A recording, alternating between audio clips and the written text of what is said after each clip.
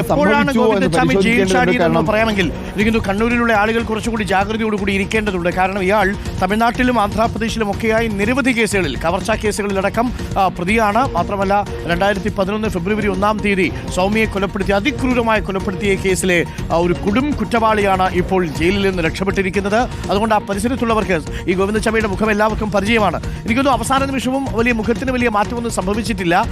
അതുകൊണ്ട് തന്നെ വലിയ രീതിയിൽ തിരിച്ചറിയാതിരിക്കേണ്ട സാഹചര്യവുമില്ല എന്നാണ് ഞാൻ മനസ്സിലാക്കുന്നത്. ഒരുപക്ഷെ നാട്ടുകാർ കുറച്ച് ജാഗ്രതയോടുകൂടി ഇരുന്നാൽ ഗോവിന്ദച്ചാമിയുടെ ഫേസ് കുറച്ചുകൂടി ഫെമിലിയർ ആയതുകൊണ്ട് തന്നെ അത്ര എളുപ്പത്തിൽ നമുക്ക് പിടികൂടാൻ സാധിക്കുമെന്നാണ് അറിയുന്നത്. മറ്റേതെങ്കിലും തരത്തിൽ ഒരു ഓർഗനൈസ്ഡ് ആയിട്ടുള്ള ഒരു ചാട്ടമായിട്ട് നമുക്ക് കണക്കാക്കാൻ കഴിയുമോ? തീർച്ചയായിട്ടും വളരെ കാലമായി ആ ജയിലിൽ കഴിയുന്ന ഒരു വ്യക്തിയാണ് ഗോവിന്ദച്ചാമി. തമിഴ്നാട്ടിൽ സ്വദേശിയാണ്. ഗോവിന്ദച്ചാമിക്ക് സംബന്ധിച്ച് കണ്ണൂർ സെൻട്രൽ ജയിൽ ഇപ്പോൾ നല്ല പരിചിതമായിരിക്കാം. അദ്ദേഹത്തെ ഗോവിന്ദച്ചാമിയെ സുപ്രീം കോടതി ശിക്ഷ ഇളവ് ചെയ്ത് കൊടുക്കുകയൊക്കെ ചെയ്തിരുന്നു. ആ ഇളവ് ചെയ്ത ശിക്ഷ പ്രകാരമാണെങ്കിൽ 7 വർഷമാണ് ശിക്ഷ എന്ന് മനസ്സിലാക്കാൻ സാധിക്കുന്നത്. അങ്ങനെയാണെങ്കിൽ 2011 മുതൽ ശിക്ഷ അനുഭവിച്ചു വരുന്നുണ്ട്. പിന്നീട് ജീവപര്യന്തം ശിക്ഷയാണെന്ന് മനസ്സിലാക്കാൻ സാധിക്കുന്നത്. അപ്പോൾ ഗോവിന്ദച്ചാമിയെ സംബന്ധിച്ച് ഈ ജയിൽ പരിസരം വളരെ പരിചിതമാണ്. അതുകൊണ്ട് തന്നെ ഏറെക്കാലമെടുത്ത് പ്ലാനിട്ട് ഒരു ജയിൽ ചാട്ടം പദ്ധതിയിട്ടതാവാനാണ് ഒരു സാധ്യത ഇപ്പോൾ കണക്കാക്കുന്നത്. കാരണം ആ സെൻട്രൽ ജയിലിൻ്റെ പരിസരവും സെൻട്രൽ ജയിലിലെ ഓരോ മൂലയും പരിചിതമാവാത്ത തരത്തിൽ ഗോവിന്ദച്ചാമി ആ ജയിലിൽ അത്ര കാലമായി ജയിലിൽ താമസിക്കുകയായിരുന്നു. ഏതായാലും ഗോവിന്ദച്ചാമിയുടെ ജയിൽ ചാട്ടവുമായി ബന്ധപ്പെട്ട് പോലീസും ഇപ്പോൾ ജയിലിനകത്ത് പരിശോധനയ്ക്ക് എത്തിയിട്ടുണ്ട് എന്നാണ് മനസ്സിലാക്കാൻ സാധിക്കുന്നത്. ഏത് തരത്തിലാണ് ഗോവിന്ദച്ചാമി ജയിൽ ചാടിയത് എന്ന വിവരം പോലീസ് അന്വേഷിക്കുന്നുണ്ട്. അതുമാത്രമല്ല അവിടുത്തെ മുഴുവൻ പ്രദേശവാസികൾക്കും ഒക്കെ ഇതുമായി ബന്ധപ്പെട്ട വിവരം കൈമാറുകയും ചെയ്തിട്ടുണ്ട്. ഡോക്ടർ അരുൺ സൂചിപ്പിച്ച പോലെ തന്നെ ഗോവിന്ദച്ചാമിയെ എല്ലാവർക്കും മുഖപരിചയം ഉണ്ടാവും. ആദ്യം ജയിലിൽ ഈ വധശിക്ഷയ്ക്ക് പിടിക്കുന്ന സമയത്ത്, ഈ ബലാത്സംഗ കേസിൽ പിടിക്കുന്ന സമയത്ത് ഗോവിന്ദച്ചാമി വളരെ മെലിഞ്ഞ് ശുഷ്കിച്ച ശരീരമായിരുന്നു. പിന്നീട് ഗോവിന്ദച്ചാമിയെ ഒരു ഘട്ടത്തിൽ കോടതിയിൽ ഹാജരാക്കുന്ന ഘട്ടത്തിലാണ് ഗോവിന്ദച്ചാമി കുറച്ചുകൂടി ശരീരപുഷ്ടിയൊക്കെ വരുത്തിയ ഒരു ചിത്രം പുറത്തു വന്നിരുന്നു. ആ ചിത്രം എല്ലാവരുടെയും മനസ്സിലുണ്ടാവും. ആ ചിത്രമായിരിക്കാം ഒരു പക്ഷേ ഇത്തരത്തിൽ ആളുകളുടെ മനസ്സിലുണ്ടായിരിക്കുക. അത് തന്നെയായിരിക്കാം ഇപ്പോഴത്തെയും ശാരീരിക പ്രകൃതി എന്നാണ് മനസ്സിലാക്കാൻ സാധിക്കുന്നത്. ഏതായാലും ഗോവിന്ദച്ചാമി ജയിൽ ചാടി എന്നുള്ള ഞെട്ടിക്കുന്നൊരു വാർത്തയാണ് പുറത്തു വരുന്നത്. അതുമായി ബന്ധപ്പെട്ട് പോലീസും ജയിൽ അധികൃതരും അന്വേഷണം ആരംഭിച്ചിട്ടുണ്ട്. ഇന്ന് പുലർച്ചെ ആയിരിക്കാം ജയിൽ ചാട്ടം. ഇന്നലെ അർദ്ധരാത്രിക്കും ഇന്ന് പുലർച്ചയ്ക്കും ഇടയിൽ ഒരു സമയത്തായിരിക്കണം ജയിൽ ചാട്ടം എന്നുള്ളതാണ് കണക്കാക്കുന്നത്. അതുകൊണ്ട് തന്നെ കണ്ണൂർ ജില്ല വിട്ട്, കണ്ണൂരിൻ്റെ സെൻട്രൽ ജയിൽ പരിസരം വിട്ട് പുറത്തു പോകാനുള്ള സാധ്യത കുറവാണ്. ഇനി വാഹനങ്ങൾ അറേഞ്ച് ചെയ്തിരുന്നോ, അല്ലെങ്കിൽ ഇതിപ്പോൾ നേരത്തെ അരുൺ സൂചിപ്പിച്ച പോലെ ഒരു പദ്ധതിയിട്ട ജയിൽ ചാട്ടമാണെങ്കിൽ ഒരു വാഹനം അറേഞ്ച് ചെയ്യാനും ആ വാഹനത്തിൽ 2-3 മണിക്കൂർ കൊണ്ട് ജില്ലാ അതിർത്തി, ഇപ്പോൾ വയനാട്ടിലേക്ക് കയറാനുള്ള സാധ്യത കണ്ണൂരിലുണ്ട്. അതുപോലെ തന്നെ മംഗലാപുരത്തേക്ക് പോകാനുള്ള ഒരു സാധ്യതയുണ്ട്. അങ്ങനെ ജില്ലയുടെ അതിർത്തി വിട്ടു പോവുകയാണെങ്കിൽ അത് മംഗലാപുരം വഴി കർണാടകയിലേക്ക്, അല്ലെങ്കിൽ വയനാട് വഴി മാനന്തവാടി വഴി അങ്ങനെ കർണാടകയിൽ പ്രവേശിക്കുക എന്നുള്ളതൊക്കെ ആയിരിക്കാം പദ്ധതി ഉണ്ടാവുക. അങ്ങനെ ഒരു വാഹനം അറേഞ്ച് ചെയ്യാനുള്ളൊരു സാധ്യത ജയിലിനകത്ത് വെച്ചുണ്ടോ, അങ്ങനെ പുറത്തുനിന്നുള്ളൊരു സഹായം ഗോവിന്ദച്ചാമിക്ക് ലഭിച്ചിട്ടുണ്ടോ എന്നുള്ള കാര്യത്തിലൊക്കെ സംശയമുണ്ട്.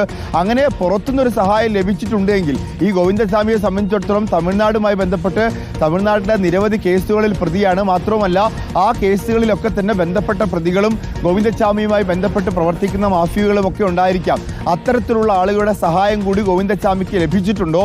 അങ്ങനെ ലഭിച്ചിട്ടുണ്ട് എങ്കിൽ ഗോവിന്ദച്ചാമിക്ക് നിശ്ചയമായിട്ടും അറിയാം ഇതിൽ പിടിക്കപ്പെട്ട് കഴിഞ്ഞാൽ വീണ്ടും ജയിലിലെത്തുകയും ശിക്ഷ വർദ്ധിക്കുകയുമാണ് ചെയ്യുക. അതുകൊണ്ട് തന്നെ പിടിക്കപ്പെടാത്ത വിധം രക്ഷപ്പെടാനുള്ള എന്തെങ്കിലും പദ്ധതി ഗോവിന്ദച്ചാമി ചെയ്തിട്ടുണ്ടോ? അങ്ങനെ ആ പദ്ധതി പ്രകാരമാണെങ്കിൽ ഒരു വാഹനം അറേഞ്ച് ചെയ്യാനും ഏതെങ്കിലും ജില്ലാ അതിർത്തിയിലേക്കോ സംസ്ഥാന അതിർത്തിയിലേക്കോ എത്തി അവിടെ വഴി രക്ഷപ്പെടാനുള്ളൊരു സാധ്യതയാണ് ഇപ്പോൾ കണക്കാക്കുന്നത്.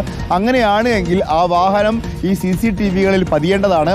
ആ വാഹനം കേന്ദ്രീകരിച്ചൊരു അന്വേഷണം നടത്താൻ സാധിക്കും. ഇനി അതല്ല, പെട്ടെന്ന് ഒരു പദ്ധതി ഇല്ലാതെ തന്നെ ആ ജയിലിനകത്ത് നിന്ന് എങ്ങനെയും പുറത്ത് കടക്കുക, പുറത്ത് കടന്ന ശേഷം രക്ഷപ്പെടാമെന്ന മട്ടിലാണ് എങ്കിൽ ജില്ല വിട്ടു പോകാനുള്ളൊരു സാധ്യതയും നിലവിലില്ല. അതുകൊണ്ട് തന്നെ ജില്ലക്കകത്ത്, അതായത് പോലീസ് ഇപ്പോൾ കരുതുന്നത് ജില്ലക്കകത്ത് തന്നെ ഉണ്ടാവാം എന്നുള്ളതാണ്. അതുകൊണ്ട് പരിസരം കേന്ദ്രീകരിച്ചുകൊണ്ടുള്ള വിശദമായൊരു അന്വേഷണം പോലീസ് നടത്തുന്നുണ്ട്. അതോടൊപ്പം ഇപ്പോൾ ജയിലിനകത്തെത്തി ഏത് വഴിയാണ് പുറത്തേക്ക് ചാടിയത് എന്ന കാര്യത്തെക്കുറിച്ചും പരിശോധിക്കുന്നുണ്ട്. അങ്ങനെയാണെങ്കിൽ ആ വഴി രക്ഷപ്പെട്ടു പോകാനുള്ള മാർഗങ്ങളും അതുവഴിയുള്ള CCTVകളുമാണ് ഇപ്പോൾ പരിശോധിച്ചുകൊണ്ടിരിക്കാനുള്ള സാധ്യത. അതോടൊപ്പം ജില്ലയ്ക്ക് അതിർത്തികളിലേക്ക് ഇപ്പോൾ